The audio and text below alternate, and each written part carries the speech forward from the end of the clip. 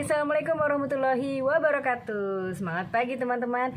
Kita ketemu lagi di Nurina Tok Tok alias Nurina Bicara-Bicara.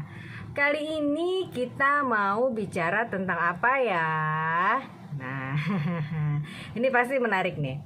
Kita akan bicara mengenai 5 trik psikologis yang akan mempengaruhi perilaku orang lain pada kita. Hai, bagaimana itu ceritanya? Oke, kita mulai yang pertama ya. Teman-teman pernah nggak sih kalau misalnya kita lagi duduk atau lagi sendirian atau lagi gimana gitu ya, terus tiba-tiba ada teman-teman kita lewat atau mereka lagi bergerombol dan ternyata mereka lagi ngomongin kita. Pernah nggak? Jadi mereka tuh nggak menyadari bahwa kita tuh ada di dekat mereka gitu. Terus gimana? Kuping kita panas nggak? Nah, saya punya satu trik nih yang bisa mempengaruhi tingkah laku mereka kepada kita. Ya, jadi kalau misalnya ada orang yang lagi ngomongin kamu, lagi menghina kamu, tapi mereka nggak tahu kalau keberadaan kamu di situ.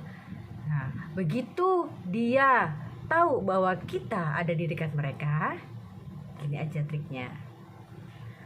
Kamu diam, kamu liatin mereka, pause dulu sebentar, jeda dulu sebentar, lalu ngomong gini, situ oke. Atau gini, mereka lagi ngomongin, kita liatin, kita pause dulu sebentar, terus kita bilang, are you okay? Nah, tuh langsung deh 100% saya jamin mereka akan awkward situasinya, ya kan? Lagian sih ngapain sih ngomongin orang ya, pada orangnya ada di deket dia. Nah, terus yang kedua situasinya adalah pernah nggak sih kita lagi ngobrol sama temen gitu ya, terus dia lagi cerita seru gini-gini gitu-gitu, terus kita tuh menyadari atau memahami bahwa apa yang dia omongin itu nggak bener gitu, alias dia berbohong sama kita. Terus gimana sikap kamu? Iyahin aja atau masa sih, enggak deh, nggak gitu. Nah, ini aku kasih tahu ya. Jadi kalau kamu menemukan ada seseorang yang sedang berbohong, lagi bicara sama kamu dan kamu tahu bahwa dia bohong, sekali lagi tatap matanya. Ya. Ngomong apa habis itu? Gak usah. Tatap aja matanya. Liatin aja. Diem aja, gak usah ngomong. Nah, pasti dia akan sadar bahwa kita nggak percaya sama omongan dia, dan dia sadar bahwa dia udah berbohong sama kita. Gitu ya triknya ya. Nah, terus situasi ketiga itu misalnya kamu lagi ngobrol sama teman, terus tiba-tiba makin seru sampai akhirnya berdebat kecil gitu. Loh, tapi kan nggak bisa, itu kan begini-begini. Terus di sana bilang, ya nggak mungkin dong, ini kan begitu-begitu, begini-begini segala macam. Terus gimana caranya? Triknya gimana? Triknya gampang, ya. Kamu kata kuncinya adalah jangan terpancing. Kan biasanya kalau kita terpancing kan suara kita makin tinggi tuh. Enggak lah begini. Terus penekanan suara kita makin ditekan-tekan gitu ya. Kita sangat ingin dia tahu bahwa opini kita benar. Nggak gitu teman-teman. Nih aku kasih tahu triknya ya. Triknya kalau kamu sedang berargumentasi atau berdebat, triknya adalah jaga nada suara kita tetap tenang. Jangan terpancing. Jangan emosi. Ya. Nada suara yang tenang memberikan impresi bahwa kamu memenangkan argumentasi tersebut. Nah, ya, jaga tetap tenang, tetap sabar, tidak terpancing, ya. Jadi nada suaranya juga tetap tenang dan pasti dia akan respect sama kita. Ya, dan dia pasti tahu bahwa yang memenangkan argumen ini adalah kita.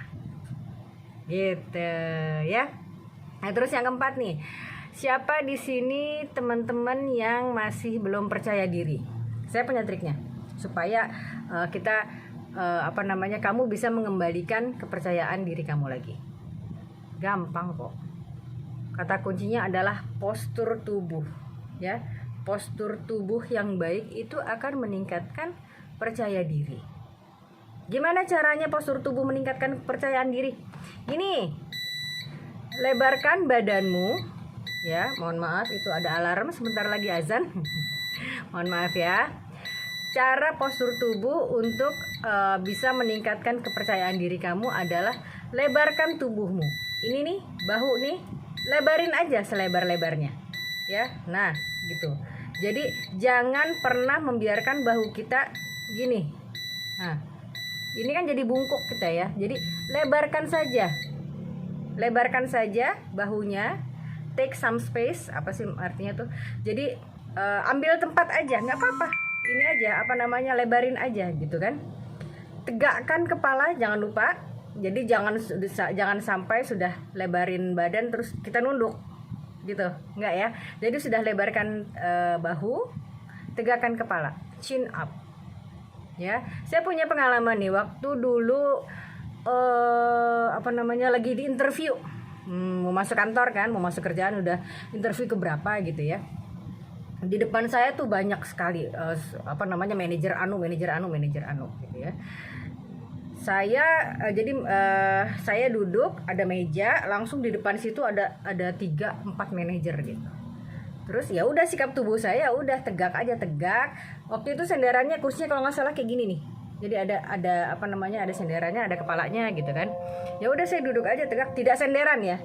Saya duduk tegak.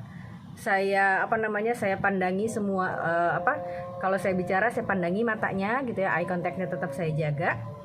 Dan saya tetap tegak gitu. Terus udah gitu salah satu manajer itu bilang gini, "Nurina, kamu kenapa kok duduknya tegang sekali?" "Loh, enggak Pak, saya nggak tegang kok, saya biasa aja begini." "Kenapa kamu nggak senderan?" Katanya. "Santai aja."